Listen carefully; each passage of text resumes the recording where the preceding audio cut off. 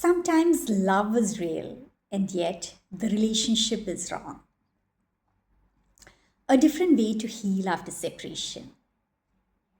Today I was standing in front of the mirror, speaking to my own reflection as though I was speaking to my former husband.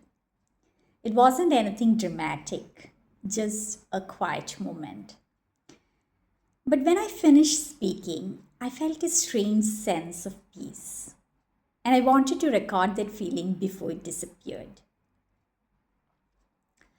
For years, I asked the same question many people ask after separation. Why did he choose someone else? Why wasn't I enough? Why did things unfold the way they did? The pain was real, the confusion was real, and I would be lying if I said it doesn't still hurt sometimes. But today, I find myself feeling something I never expected to feel: gratitude. Years ago at an airport, he told me, "One day you'll realize this is for your own good." And to be honest, I don't think he meant anything profound by it. It was probably something said in the moment. But life is a peculiar way of turning ordinary words into prophecy. Because today, when I look back, I realize that somehow, despite all the pain, it did turn out to be for my good.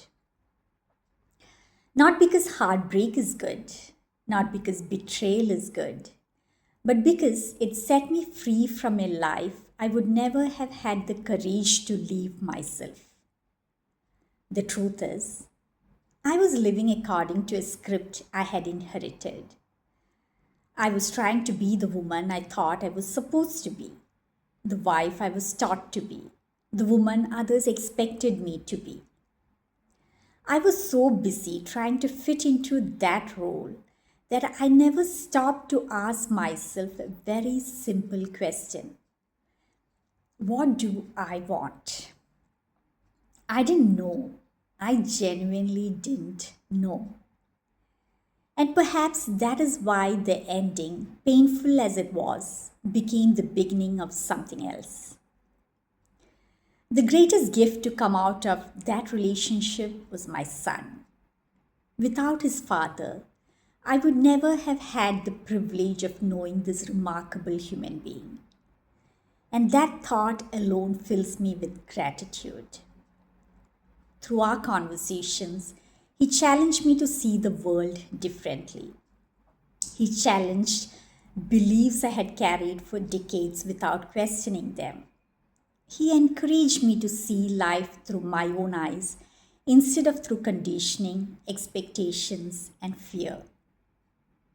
In many ways, the person I am becoming today was born through those conversations. The woman who is learning to think for herself. The woman who is beginning to understand what she truly wants. The woman who is slowly seeing the world with greater clarity and compassion. I owe so much of that journey to him. For the wisdom you shared, for the questions you asked, for the perspectives you gave me, for the person I am becoming, and above all, for the privilege of being your mother. For you, my son, 1,000 times over. Perhaps that is why I no longer look at my former husband's choice in the same way. For years, I saw it only as rejection. Today, I see something else. Painful as it was, it eventually helped me understand something important. I could never be the woman he truly wanted. And if I'm honest, I do not want to be.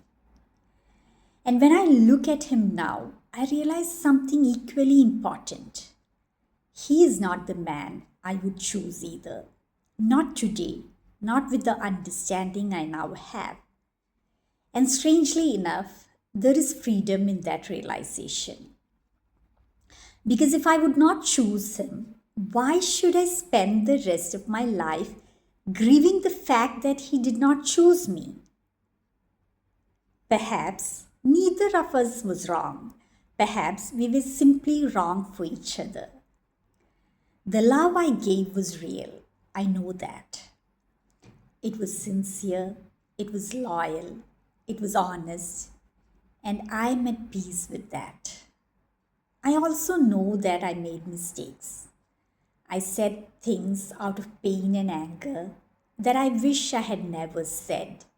For those things, I'm genuinely sorry. But I no longer want to carry resentment. Not towards him, not towards myself. Life feels too precious for that. So today, what remains is gratitude. Gratitude for my son, gratitude for the lessons, gratitude for the freedom to discover who I am, gratitude for the ability to see the world a little more clearly than I once did, and gratitude for the small moments of peace that arrive unexpectedly and then disappear again, like cherry blossoms in bloom.